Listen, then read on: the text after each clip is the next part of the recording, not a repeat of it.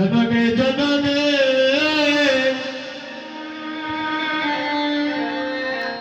জনমে জনমে দয়া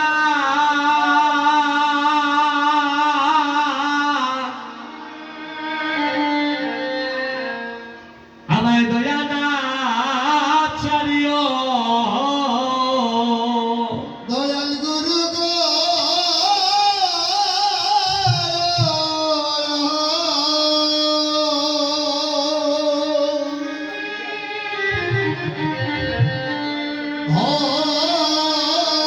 গুরু গো ভব জন্মে জন্মে ভব দয়া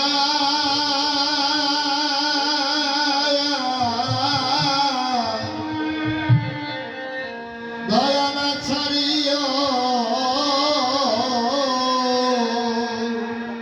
গুরু গো জনমে জনমে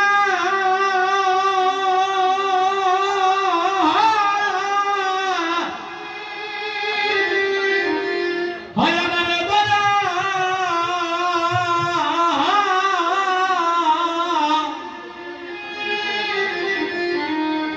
আমায় দয়া না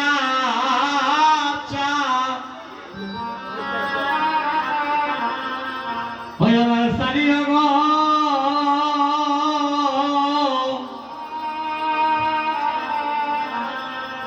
জনমে জনমে আমায় দয়া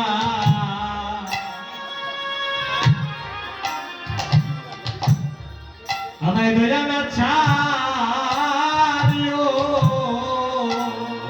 ও গুরু গো জন্মে জন্মে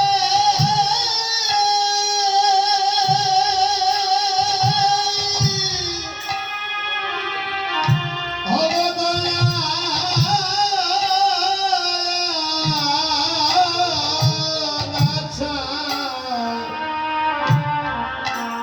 ছাড়িও গো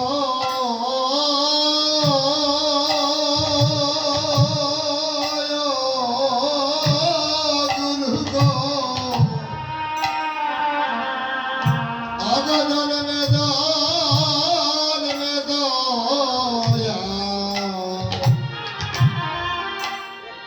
দয়া না ছাড়িও গুরু গো জনমে জনমে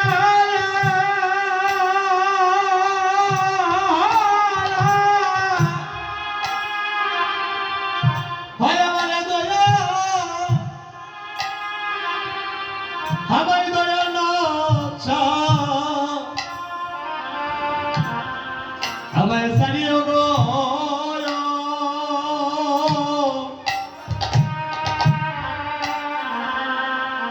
আমার দয়াল গুরু গুরু গো জন্মে জন্মে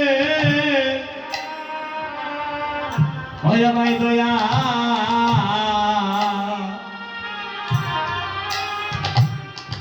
আমায় দয়া না সারিও ও গুরু গো জন্মে জন্মে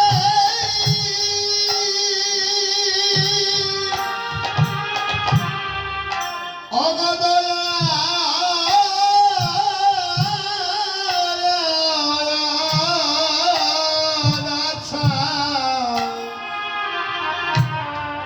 দয়া না ছাড়িও গো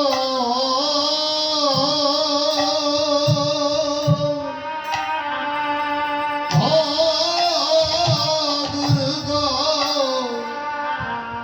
জন্মে জন্মে দয়া দয়া না ছাড়িও গুরু গো আমি সাধনবাদী হইলাম হইলাম তোমার বদনবাদে গুরু গো আমি যে বহু জন্মের অপরাধী দয়াল রে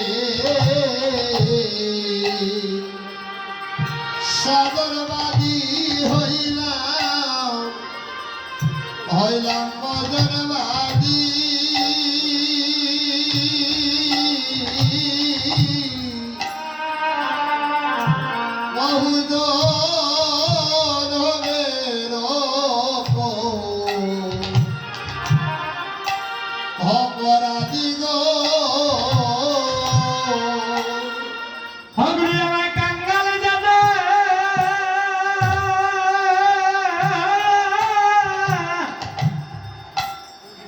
হয় আমার কি অছো তোমার চরণে গো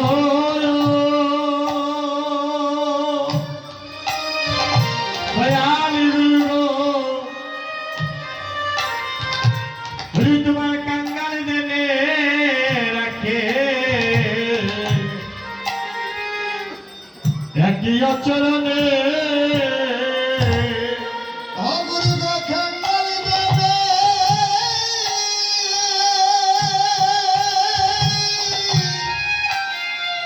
অগরাখি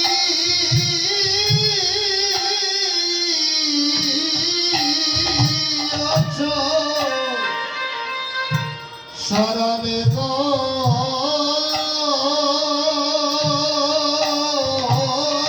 গুরু গো ভগ কাঙ্গাল দেনে ঢাকি ঢাকি অচরণে ঘুরে বেড়ে আমার মনোহর আছে কয়দিন বাকি অগুরু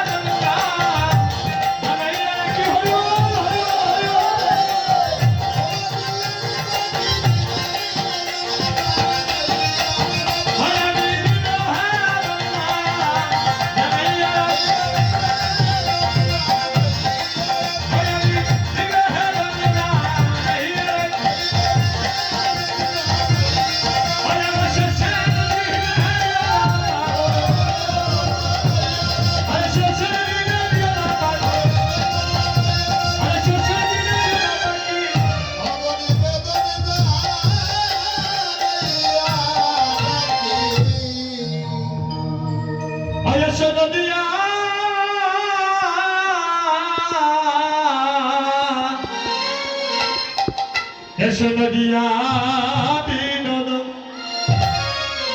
এসো গড়াচন এসো সচে মায়ের দোলা দুলাইয়া ওরে সোনিয়া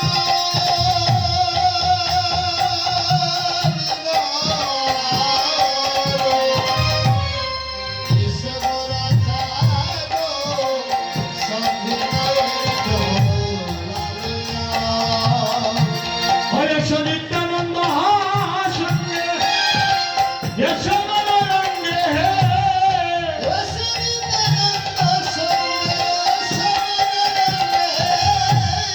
ওরে গদাধরকে সঙ্গে নিয়া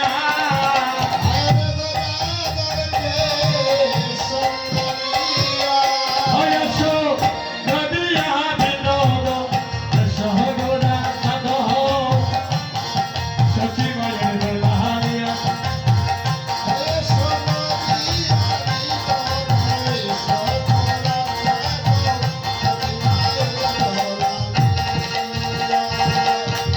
ওরে কিদিয়া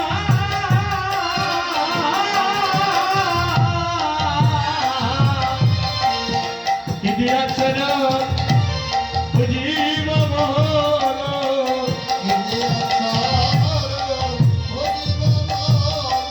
ওরে নয়নের নয়নমান শুকিয়ে গেল কিদিয়া চরণ বুঝিব বলো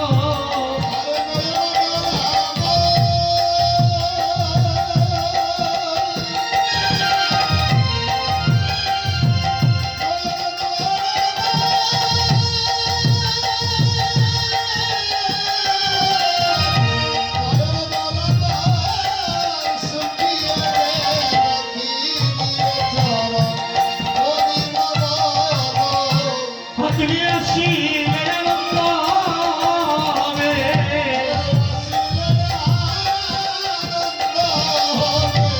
তবু আসি আনন্দ হবে ভগবানের আনন্দ ভগবানের দূরে আসি আনন্দ হবে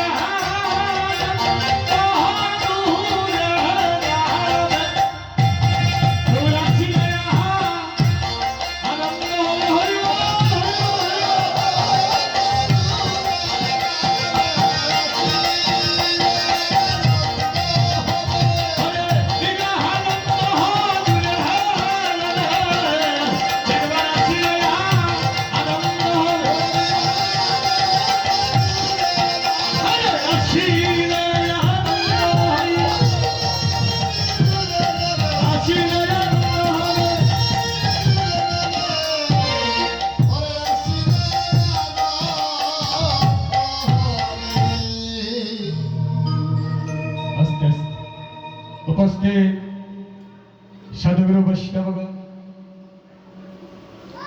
আমার মাতৃমণ্ডলীগণ আমার পিতৃ দেবতাগণ স্নেহাশিস বোনেরা যুবক বন্ধুগণ আমি আজ শুভ দিবস পরিবেশনের পূর্বারম্ভে আমি অদম সভাকার শ্রী রাতুল চরণে আমাদের হরে কৃষ্ণ সংঘের পক্ষ থেকে দূর দূরান্ত থেকে আগত সাধুগুরু বৈষ্ণবগণ সভাকার রাতুল চরণে আমি অদমের শত সহস্র কোটি ভক্তি নিবেদন করলাম। তো দেখে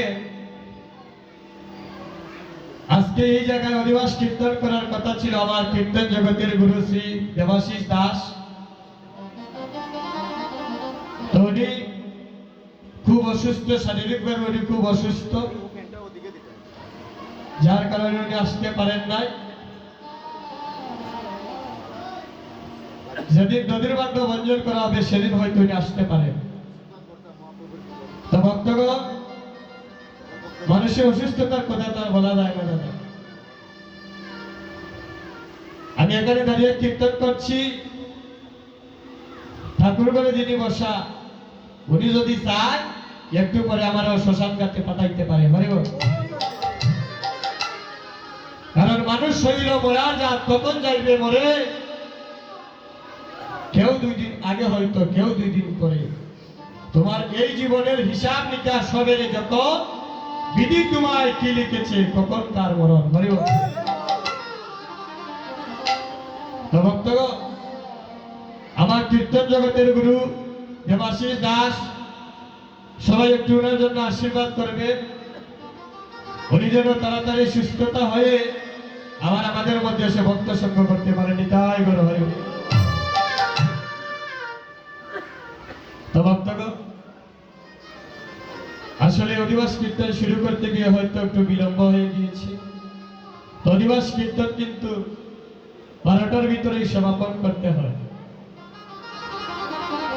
কারণ আমরা তো কলির জীব, এমনি আমাদের সাধন নাই, ভজন নাই, সবকিছুতেই আমরা উল্টা পাল্টা। হরিব। অধিবাস কীর্তনে মহাজন কদেবাল লিখেছিলেন কুলমঙ্গল সন্ধ্যাকালে। মহাপ্রভু বিধান দিলে অধিবাস কীর্তন সমাপন করতে হবে সন্ধ্যা সময়, কিন্তু আমরা তো পারি না, সময় নাই। বাড়ির পাশে কীর্তনে যাইতে পারিনি, সময় নাই। হরি নামে পাষাণ বলে, কিন্তু আমাদের মন পাষাণ একটা দিন গড়ল না। এমন মধুমাখা কৃষ্ণ নামে আমার ভক্ত বোঝে না। ভক্তগণ, আমরা বর্তমানে যে যুগের মধ্যে বসবাস করছি, ওই যুগটার নাম কি গো মা? ওই যুগটার নাম কি গো? ওই যুগটার নাম হচ্ছে কলিযুগ। কলি শব্দের অর্থ কি? কলি শব্দের অর্থ হচ্ছে ফুল ফুটার আগে ঝরে যায়। এই কলির যুগে দেখবেন পিতার আগে পুত্র মারা যায়। এই কলির যুগে স্বামীর আগে স্ত্রী মারা যায়। এই কলির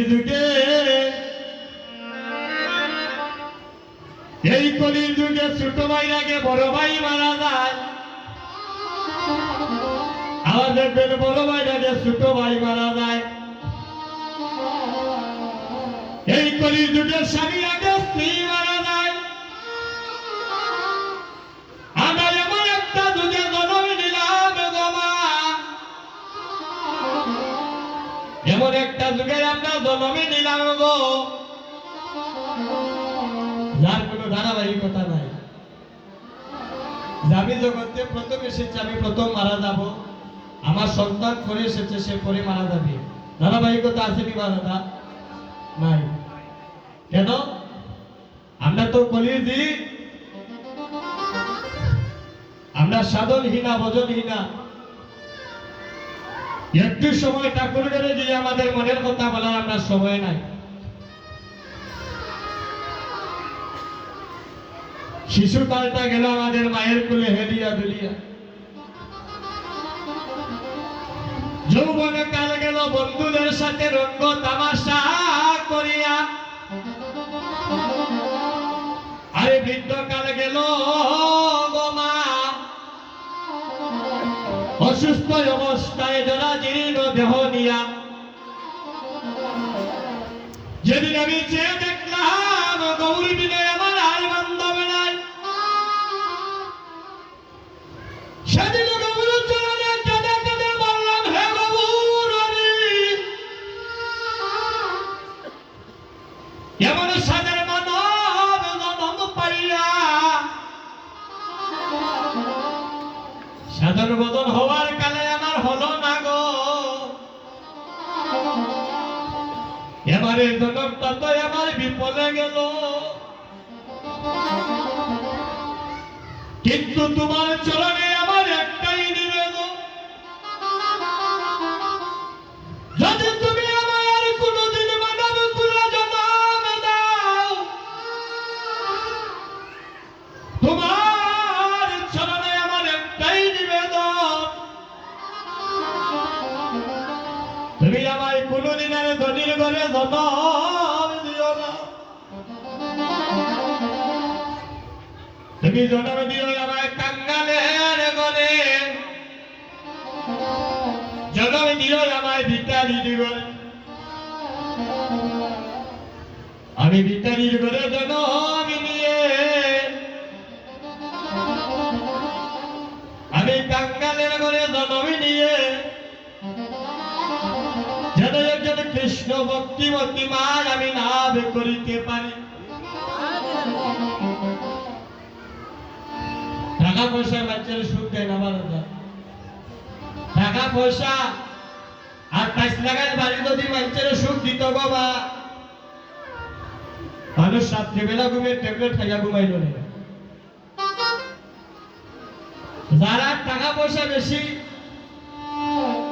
তারা দেখবার আইপিএলে ঘুম নাই, এরা গেটের মাঝে দেখবা একটা জায়গা 5টা তালা মারা থাকে, কেন ভিতরে ভয় কোন সময় জানিয়ে সে ঢাকায় থামলা দেয়। তো যারা টাকা পয়সা নাই, যারা সন্ন্যাসী ভিখারি বৈষ্ণব বাবাজি, তারা দেওয়ালে রাস্তার দিকে চলতে কোনো বিপদ নাই, তারা রাত্রে 3টা 2টা যে কোনো স্থানে যেতে পারে। তাদের ভাড়াদার কে জানেননি? তাদের ভাড়াদার হইল আমার জীবন গৌরাঙ্গ মহাপ্রভু।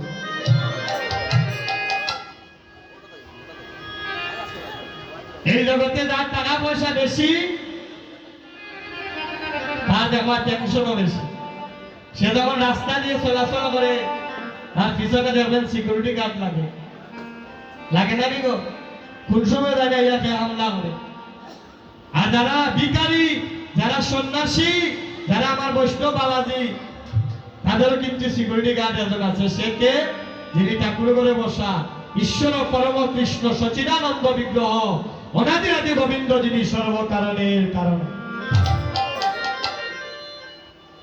তাই ভক্তগণ দেখুন, যারা ভক্ত ভগবানের কাছে কি চায়,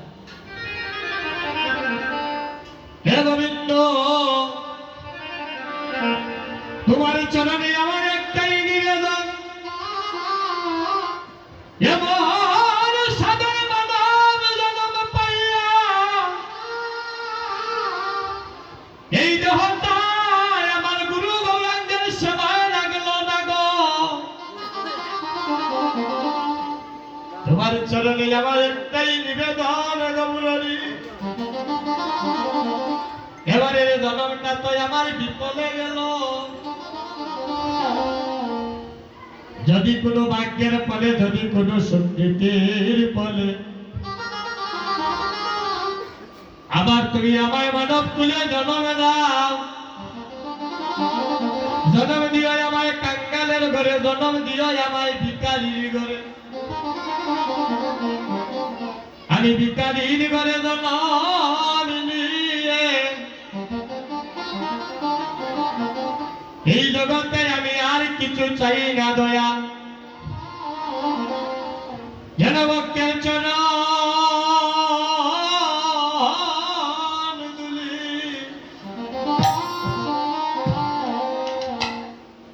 আমার এই অঙ্গে মাকিতে পারি। ভজন ভক্তের চরণ ধুলি অঙ্গে মাটিতে পারি। ওই আমি আর কোনো দমে চাই না হরি, যেন ভক্তের চরণ ধুলি আমার এই অঙ্গে মাটিতে পারি। ভজন আর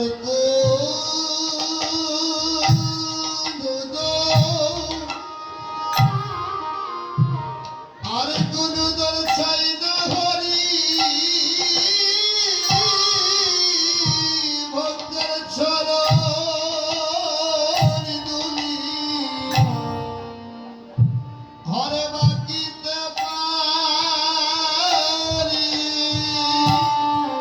মন মানব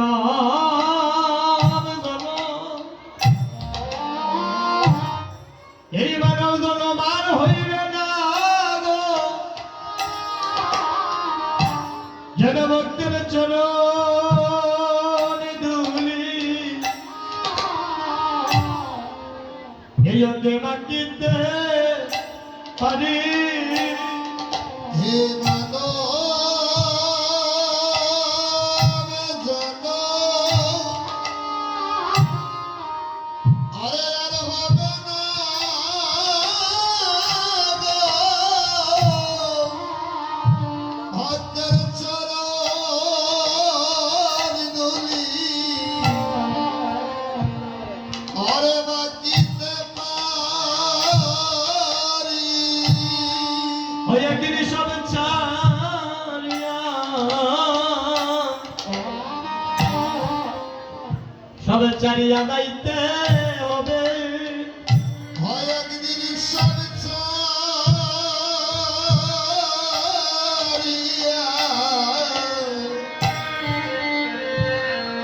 আরে যাইতে হবে। যেদিন তোমার এই দেহ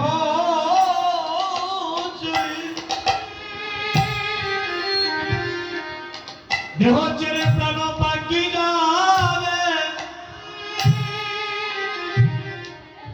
একদিন তোমার সবে চারিয়া সব চারিয়া যাইতে হবে। হে দেহ ছেড়ে ভালো পাখি যাবে গো, হে সব ছাড়িয়া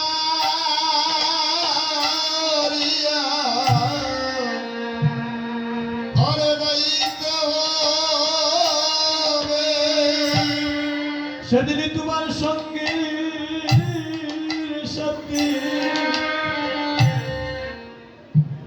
সঙ্গের সাথী কেউ হবে না, অসদৃশ সঙ্গে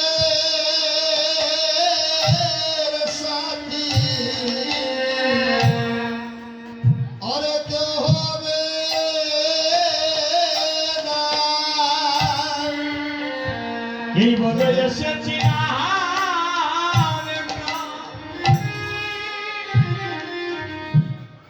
সেদিন এই বয়ে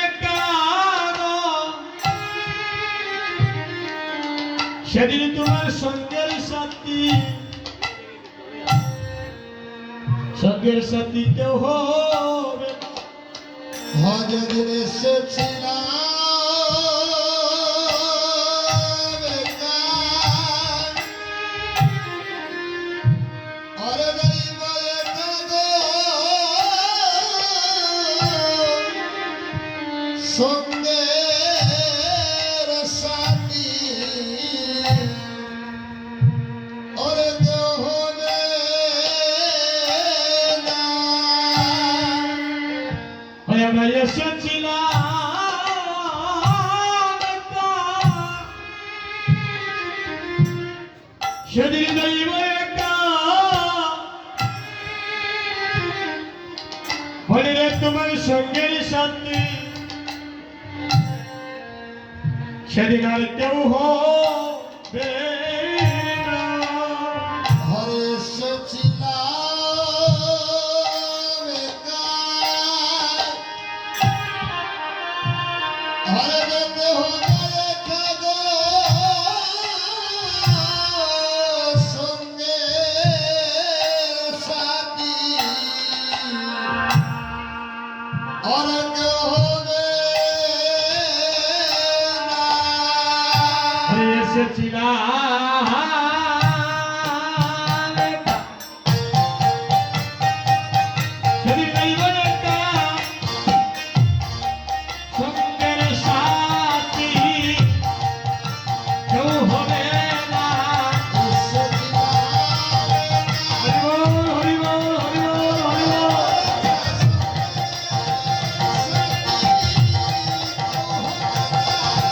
এসেছিলাম একা, যাইব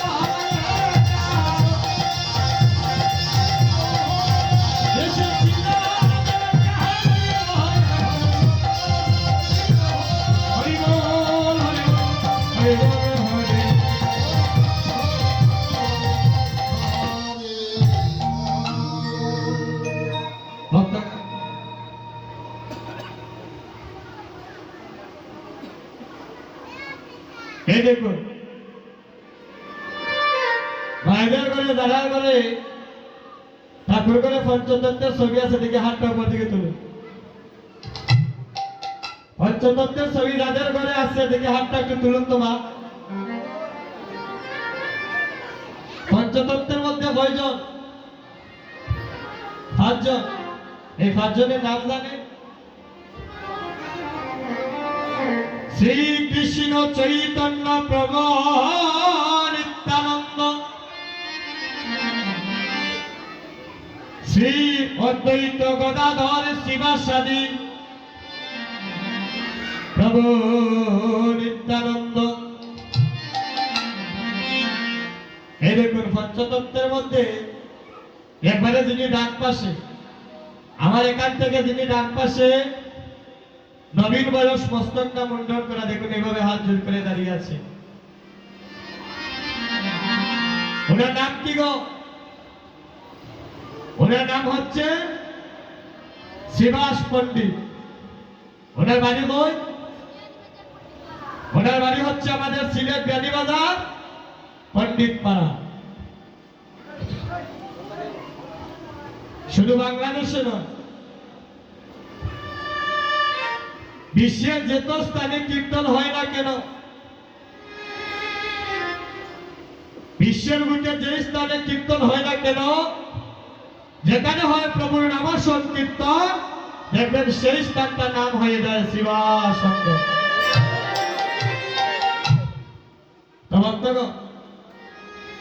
মহাপ্রভুর এত এত পার্শ্বদ থাকতে মহাপ্রভু শিবাসের নামে অঙ্কনটা করে দিলেন। যে শিবাস নিজের পুত্র মারা গিয়েছিল, পুত্রকে দেখতে গেল না, বলেছিল পুত্র যদি মারা যায় পুত্র পাবো যদি প্রভুর কৃপা হয়, কিন্তু আমার এমন চাঁদের বাজার ভেঙে গেলে আমার জীবনে আমি আর নাও বসাইতে পারি। এবার আমরা যদি কেন খবর পাই অগত কীর্তন আপনার যদি দাদা বাড়িতে সংগঠন করছে, আপনার বাড়িটা বইমুনি করা দাদা কোন সময় রাজা বইমু শেষ হইতে আর দৌড় দিতাম, শেষ যদি না হয় দৌড়মারি বাড়ি যাওয়া লাগবে আগে। আজ শিবাস নিজের সন্তান মারা গিয়েছিল, তার মানে কীর্তন চল অবস্থায় প্রভুর সম্মুখে বলেছিল, প্রভু পুত্র যদি মারা যায় পুত্র পাবা যদি তোমার কৃপা হয়, কিন্তু আমার ভক্ত বৈষ্ণবের চাঁদের বাজার ভেঙে গেলে আমার জীবনে আর নাও বসাইতে পারে।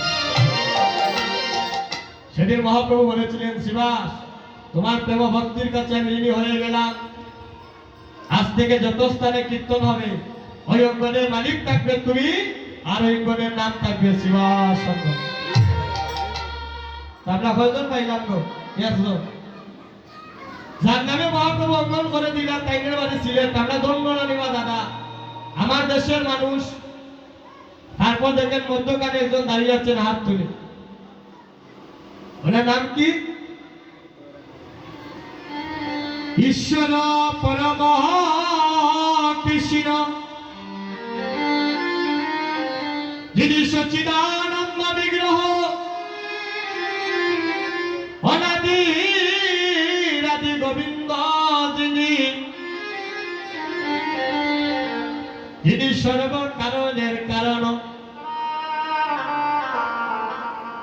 যার ইশারা চালাবা দাদা একটা শুকনা গাছের পাতা পর্যন্ত মাটিতে পড়ার কোনো ক্ষমতা নাই, যার ইশারায় আমরা প্রত্যেকটা মুহূর্ত মানব জাতি চলাফেরা করি। ওনার বাড়ি কই? আমাদের সিলেট ঢাকা দক্ষিণ। যিনি বিশ্ব ব্রহ্মাণ্ডের মালিক, ওনার বাড়ি আমাদের সিলেটে ঢাকা দক্ষিণে। আমরা ভাগ্যবান নানিবা দাদা। এবার আসেন আসল জন, যিনি একবারে বাম পাশে দাঁড়িয়ে আছে, এই দেখুন সাপ দাঁড়িয়েওয়ালা বুড়ো গুসাই, মাথায় ঢাকা চুল। ওনার বাড়ি কই? ওনার বাড়ি হচ্ছে আমার এলাকায় সুনামগঞ্জ জেলা তাহিরপুর থানা নবগ্রামে জন্ম নিয়েছিলেন মহাবিষ্ণু অবতার শ্রী অদ্বৈত চন্দ্র, যার মায়ের নাম ছিল নামাদেবী আর পিতার নাম ছিল কুপের আচার্য। যিনি আমার মহাপ্রভু এই ধরাধামে আসা 52 বছর আগে উনি এসেছিলেন এই ধরাধামে। এসে কলির জীবের এহেন অবস্থা দেখিয়া একদিন নয় 2 দিন নয় আপনার আমার কথা চিন্তা করিয়া এই অদ্বৈত প্রভু শান্তিপুরের বাবলা তলায় বসিয়া অনাহারে অনিদ্রায় 14 বৎসর গঙ্গার জল আর তুলসী পত্র আর নয়ন জল দিয়ে আমার মহাপ্রভুকে ডেকেছিলেন, প্রভু একবার এসে দেখে যাও তোমার কলির জীবের এমন দুর্দশা। আমার প্রত্যেকদিন অদ্বৈত প্রভু কি করে, শিরোধনী গঙ্গার জলে একটা তুলসী পত্র ছেড়ে দেন, ওইটা প্রত্যেকদিন বাইকল যায়।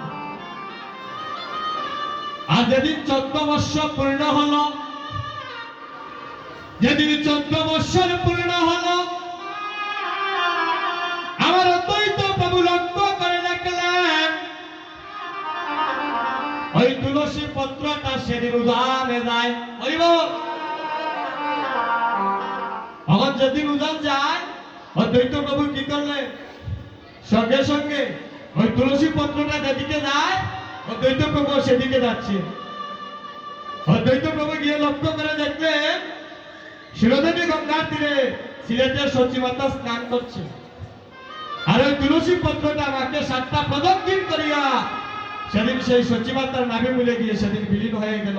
আর অদ্বৈতকে স্বপ্নবশে দর্শন করানোর, অদ্বৈত তোমার হুঙ্কারে আমি আর এই ঘরে যাবে রইতে পারলাম না, আমি গুলোক ছেড়ে তোমার হুঙ্কারে আমি কিছুদিনের মধ্যে অবতীর্ণ হচ্ছি সিদ্ধার নবদ্বীপে। সচিবাই আমার ত্রিগর্ভে কলিয়ে দিচ্ছ। মহাপ্রভু কোন দিন এসেছিলেন? ফাল্গুন পূর্ণিমা তিথি নক্ষত্র ফাল্গুনি আর শুভক্ষণে জন্ম নিয়েছিলেন আমার গৌর গুণমণি হরিব। সেই মহাপ্রভু আজ ভক্তগণ সঙ্গে নিয়ে আজ মধুর কীর্তন করছে। এমন সময় বলে ভাব দিয়েছেন মহাজন, জয় রে জয়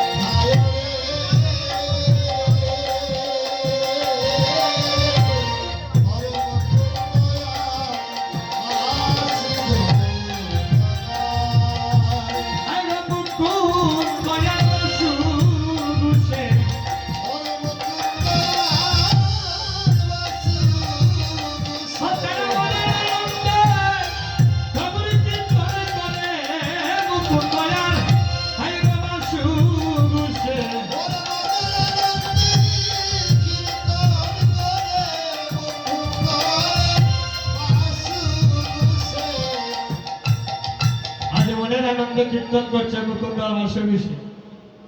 এমন সময় দেখবো কিভাবে তাল উঠেছে। পৃথিবীর মাদল বাজত বাজত ভক্তির রসা, আরে সত্য করো গেল সত্যের রমালো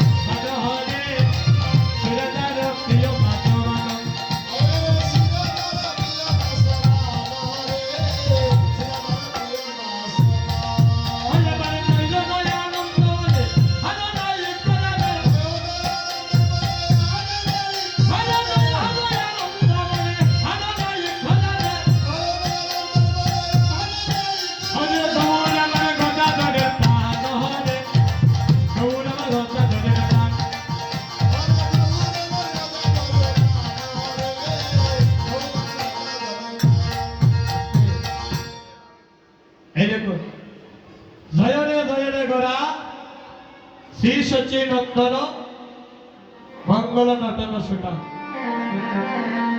জয়ধ্বনি কয়বার দিলেন তো পদের মধ্যে দুইবার জয়নে জয়নে করা এখানে তো ইচ্ছা করলে 5 বারও দিতে পারতেন 10 বারও দিতে পারতেন কিন্তু না 2 বার দিলেন কেন কীর্তন শব্দের অর্থই হচ্ছে যে কীর্তনিকা যে সময় যে লীলা দেওয়া হবে ওই লীলার মধ্যে তত্ত্ব কথাগুলা ভক্তের হৃদয় মন্দিরে পৌঁছে দেওয়া দুইবার কেন বললেন একবার হচ্ছে ভক্তগণের জয়ধ্বনি আর একবার হচ্ছে আমার মায়েদের উলধ্বনি তাই গল হরি দেখো নয়ন আনন্দ বলে আননায়িকা জানে গৌর আমার গদাধরের প্রাণ আজ এক একজন দর্শন করছে কেউ দর্শন করছে উনি গৌরাঙ্গ মহাপ্রভু কেউ দর্শন করছে তারপরে কৃষ্ণ এক একজন একভাবে দর্শন করছে দেখবেন আমরা বলি যে কৃষ্ণ যেমন যার মনে যেমন তাই যার যেমন ভক্তি সে সেই রূপে তাকে দর্শন করছে এমন সময় মহাজন পদে বলছে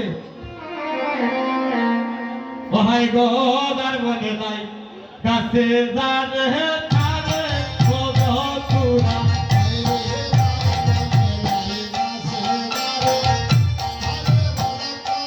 জয় জয় আমারে মনে থাকছে বাবা সত্যি লক্ষণে ধরা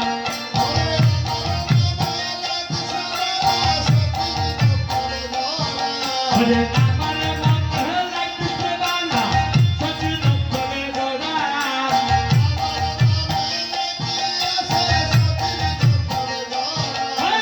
আরে গোতে কই যাচ্ছে রে তারে বদতুরা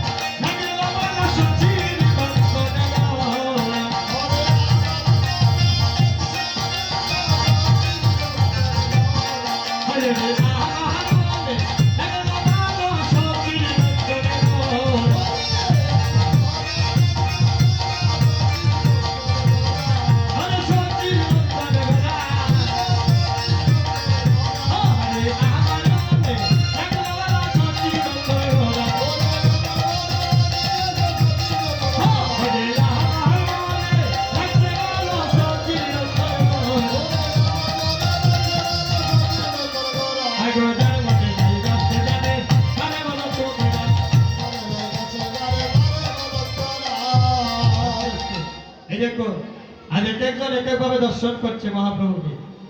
দর্শন করে মহাজন পদে মাল দিচ্ছে। প্রেমানন্দ মনে আনন্দিত দানে, আগে করুণা করে গদাধরে সাধক হো। করুণা করে গদাধরে সাধক হো।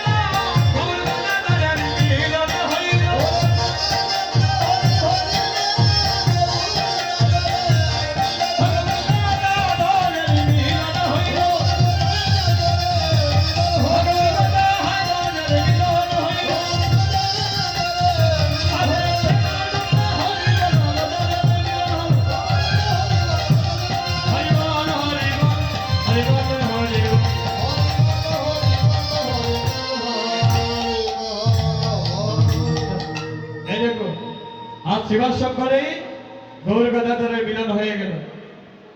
আর এদিকে মহাপ্রভু কি করলেন? নিত্যানন্দকে সঙ্গে নিয়ে আজ শিবাসঙ্গন হতে,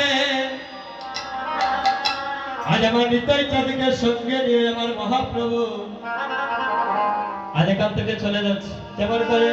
ধীরে ধীরে যায় চলিয়া, ধীরে ধীরে যায় চলিয়া, ধীরে ধীরে যায় চলিয়া, নিতাই চাঁদকে সঙ্গে নিয়ে ধীরে ধীরে যায় চলিয়া,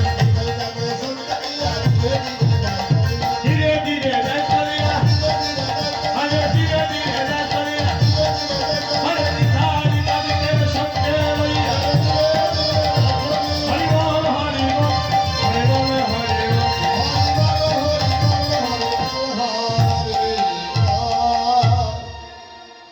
এদিকে মহাপ্রভু আজ নিতাই চাঁদকে সঙ্গে নিয়ে শিবাসঙ্গন হতে চলে যাচ্ছে অদ্বৈত গিরিনীর দিকে। এদিকে অদ্বৈত প্রভু আর সপ্তাহে দর্শন করলে মহাপ্রভু নারায়ণগণে আসছে। অদ্বৈত প্রভু দেখো, অদ্বৈত প্রভু হচ্ছে যিনি দাপর যুগে ছিলেন দেবের দেব মহাদেব। হরিবল কলি যুগে আসলে অদ্বৈত প্রভু হয়ে। এবার অদ্বৈত প্রভু স্বপ্নাবেশে দর্শন করলেন মহাপ্রভু নারায়ণগণে আসছে। যখন এই কথা দর্শন করলেন স্বপ্নাবেশে অদ্বৈত গৃহিণীকে, অদ্বৈত গৃহিণী হচ্ছে সীতা ঠাকুরানী, ডেকে ডেকে বলছে, আমি পদা দাও গো সীতা, ও সীতা গো অঙ্গদ গুড়িয়া।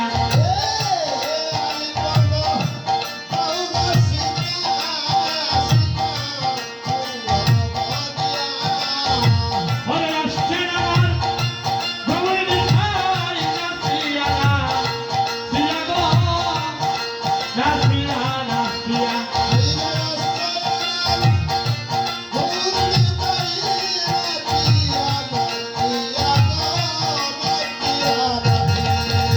ওরে আসছে হে আমার গৌরী ভাই নাচিয়া না, সিয়া গো নাচিয়া নাচিয়া।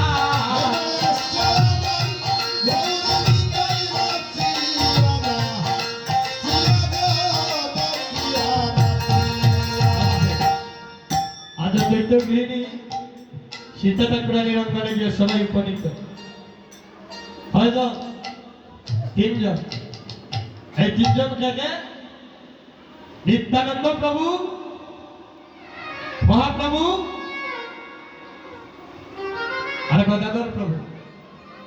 আজ তিন প্রভু গিয়ে যখন অদ্বৈত অঙ্গনে গিয়েছে, গিয়ে তারা একটা আলাপ আলোচনা চলছে কেমন করে কলির প্রথম সন্ধ্যায় একটা হরিনাম সংকীর্তনের আয়োজন করা যায়।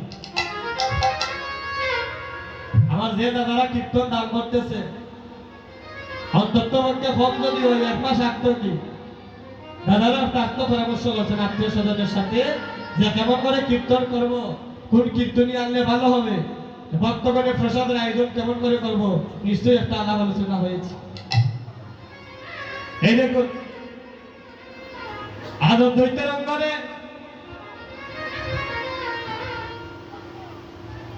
তিন প্রভু মিলিয়া আলাপ আলোচনা চলছে। এমন সময় অদ্বৈত গৃহিণী সীতা ঠাকুরানী উনি রন্ধনশালায় রন্ধন করছেন। হঠাৎ করে শুনতে পেলেন তিন প্রভুর মধ্যে কি যেন একটা আলোচনা হচ্ছে। এবার ঘুমটা দিয়ে সম্মুখে গিয়ে দাঁড়িয়েছে। মায়েরা ঘুমটা দেননি কখন, কখনের যে যুগাইছে কই যাইবা ঘুমটা। আমরা তো অনেক জায়গায় আপনার আশীর্বাদে কীর্তনও যাই, এটা ঘুমটা তো বেশি দেখা যায় না গো। বিয়ের সময় হয়তো নতুন নতুন প্রথম কিছু দেয়, বিয়ার 2-3 মাস পর্যন্ত মনে হয় দেয় ঠাকুর ঠাকুর হইয়া, এরপরে আর ঘুমটা বেশি দেখা যায় না। শাস্ত্র বলে মায়েরা যখন ঘুমটা দেয়, মায়েরা ঘুমটা ভাবে ভক্তি দিলে স্বামীর প্রণবায়ু বৃদ্ধি হয়। স্বামী যখন বাইরে যায় কাজকর্ম করতে, মায়েদের ভক্তি ভাবে ঘুমটা দেওয়ার কারণে স্বামীর অনেক অমঙ্গল সবকিছু দূরীভূত হয়ে যায়। একটু ঘুমটা দিবা গো, ঘুমটা দিলে ভালো হইব, হরিব। তো যাই হোক আজ অদ্বৈত গৃহিণী সীতা ঠাকুরানী ভাবে ঘুমটা দিয়া আড়াল থেকে শুনতেছে কিভাবে তিন প্রভু কি আলোচনা করে।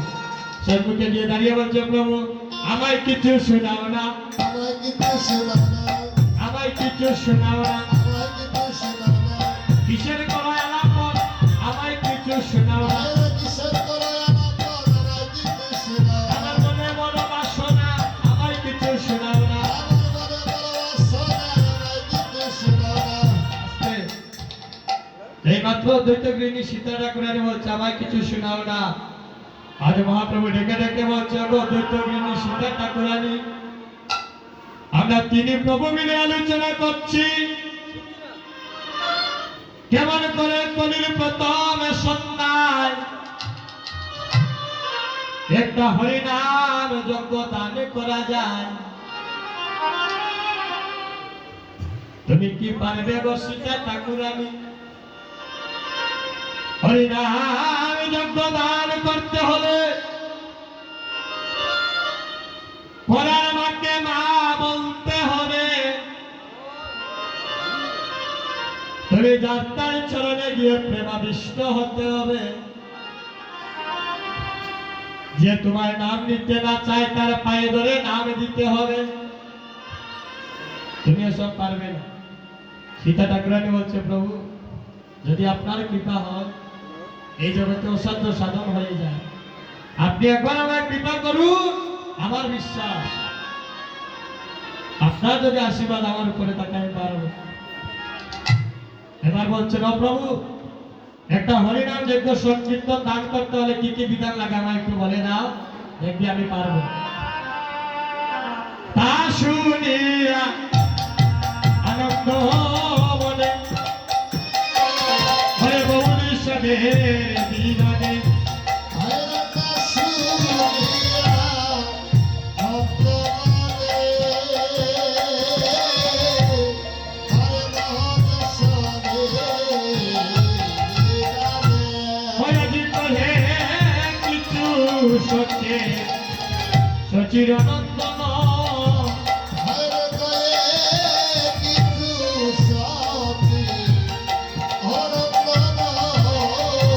এই দেখো আজ বিধান দিচ্ছে যে একটা যজ্ঞ দান করলে কি কি লাগে। আজ এখন বিধান শুরু করেছে মহাপ্রভু বলছে, শুনো ঠাকুর আমি সীতা বৈষ্ণব আমি আরেকটা ধরে আমন্ত্রণ করয়ে গো তোকে হে গো আমন্ত্রণ করয়ে গো তোকে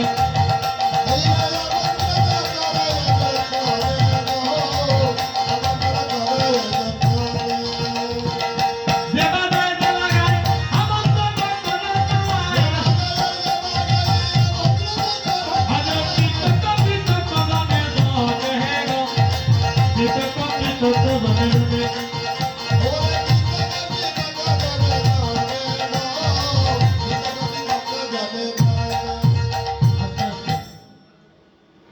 দিচ্ছেন কেমন করে?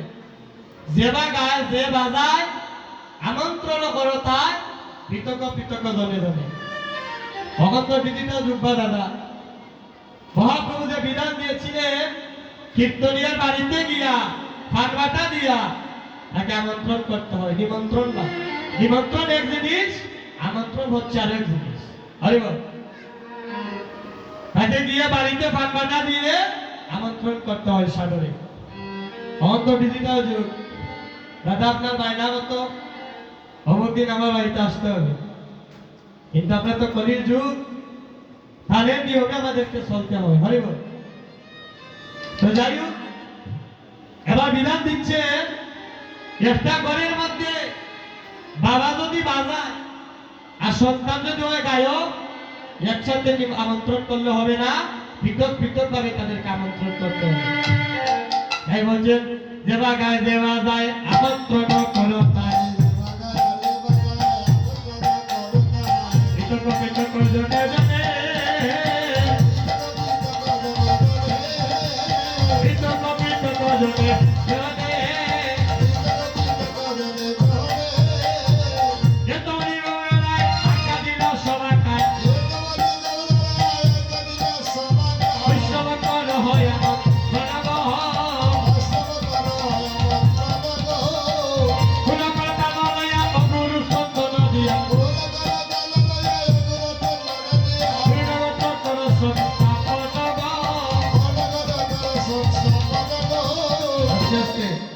পূর্ণগত করো সংস্থাপন। আমরা গটের মধ্যে যাবে নারিকেল দেই, এই না নিবা জয় রাধে। গটের মধ্যে যে নারিকেল দেই, খালি নারিকেল দিলে তো হইতো না, এই নারিকেলটাকে আগে জানতে হবে। আর এই গটের মধ্যে নারকেল কেন দেই? আসলে দেখুন সময় নাই, অনেক কিছু বলার ইচ্ছা ছিল, তবে আমি পয়েন্টগুলো একটু বলে দেব। এই নারিকেলটা হচ্ছে আমার দেবের দেব মহাদেবের মস্তক। আপনারা কইবা মস্তক হইল কিলা না, তার অনেক কথা, এদিকে যদি যাই আসলে আজ অধিবাস কীর্তন করা আমার হবে না। তো যাই হোক, যদি কোনোদিন আপনাদের অঙ্গনে আসা পরে মহাপ্রভু বাসনা পুরায়, সেদিন চেষ্টা করবো কিছু তত্ত্ব কথা তুলে ধরার। হরিব। আর যখন বিধান দিচ্ছেন সীতা ঠাকুরানীকে, বলছেন আরোপণ করো কলা তাতে বাজো ফুলমালা কীর্তন মন্ডল কৌতূহলে নদীত সুমন্ত এবার করি করে হরে উত্তরল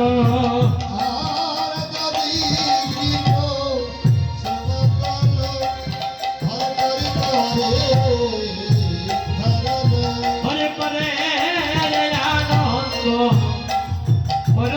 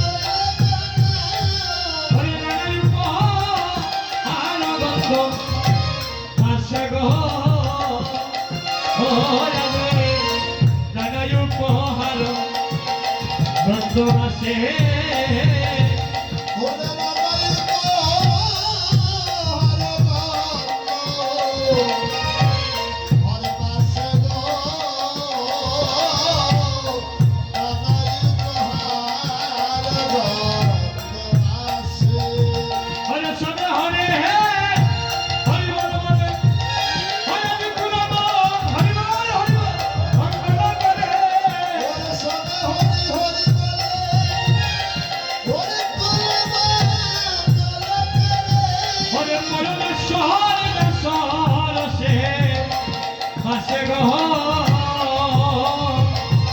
হরে পরমেশ্বর নাশ রসে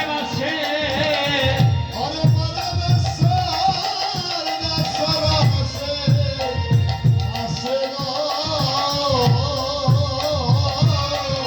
পরমেশ্বর নাশ রসে আসে এই দেখো শুনিয়া প্রভুর কথা পৃথিবীতে কইলা যে তা নানা উপহার গন্ধম আসে আজ অদ্বৈত করে মহাপ্রভু সীতা ঠাকুরানীকে বিধান নিয়ম আজ বলে যাচ্ছেন কেমন করে একটা হরিনাম সংকীর্তন যজ্ঞ আয়োজন করলে ভালো হবে। আর যে কোনো একটা জিনিসে দেখবেন দাদা একটা ধারাবাহিকতা আছে। একটা কাজ আপনি করতে গেলে আগে জানতে হবে ওই কাজটা কিরকম করলে আপনার ভালো হবে। এই যে পদের মধ্যে বলে গেলাম শঙ্খ ঘণ্টা কুল করতা, এই চারটা বস্তু মিলিত হয়ে কিসের সাথে তুলনা করা হয়েছে? দাতা বক্তা শ্রোতা যজ্ঞেশ্বর। কজন হইল? দাতা বক্তা শ্রোতা যজ্ঞেশ্বর, চারজন। মহাপ্রভু বিধানের মধ্যে বললেন দাতাকে, যিনি হরিনাম যজ্ঞের আয়োজন করলেন, উনি যদি মনে করে যে আমি দূর দূরান্ত থেকে সাধুগুরু বৈষ্ণবদেরকে নিমন্ত্রণ আমন্ত্রণ করলাম, আমার মনে হয় কীর্তনটা খুব সুন্দরভাবে হয়েছে, এমন যদি মনের মধ্যে আসে, মহাপ্রভু বললেন কোটি জনম যদি কীর্তন দাও তোমার কীর্তন দেওয়া সার্থক হবে, কারণ তোমার মধ্যে অভিমান চলে আসবে। ভক্তা কারা? যেমন আমার মতো কীর্তনিয়া দ্বারা, তখন আমি যদি বলি কেন 5 দল কীর্তনিয়া আইসো, 5 দলের মধ্যে মনে হয় আমি বলা কীর্তন করছি না, আমার ভিতরে যদি আসে, মহাপ্রভু বললেন হবে না। শ্রোতা কারা? এই যে আপনারা, আপনারা যদি মনে করো যে আজকে আমি খুব মনোযোগ দিয়ে কীর্তন আস্বাদন করলাম, আমার মতো মনে হয় আসলে না যাওয়ার কইলা মনোযোগ দিয়ে শুনে না, মহাপ্রভু বললেন হবে না। প্রতি জনম যদি কীর্তন আস্বাদন করো, তারপরে তোমার কীর্তন শোনা হবে না। হরিব। আর যজ্ঞেশ্বর কুঞ্জ যে দাদা আমার রঘুনন্দন হবে, ওই দাদা যদি মনে করে যে আমি দধির বান্ডতে বঞ্জন করবো, এই তো কালকের পরের দিন দধির বান্ড বঞ্জন করবো, আমার মাধ্যমে সবাই মনে উদ্ধার হয়ে যাবে, আমিও নিজে উদ্ধার হয়ে যাব, বললেন এমন বাসনা থাকলে হরিনাম যজ্ঞ তোমার দ্বারা পূর্ণ হবে না। এই বক্তব্য আসলে দেখুন সময়ও বেশি নাই, আমরা বিলম্ব করবো না। অধিবাসের কিন্তু এখন অনেক পদ রয়ে গিয়েছে।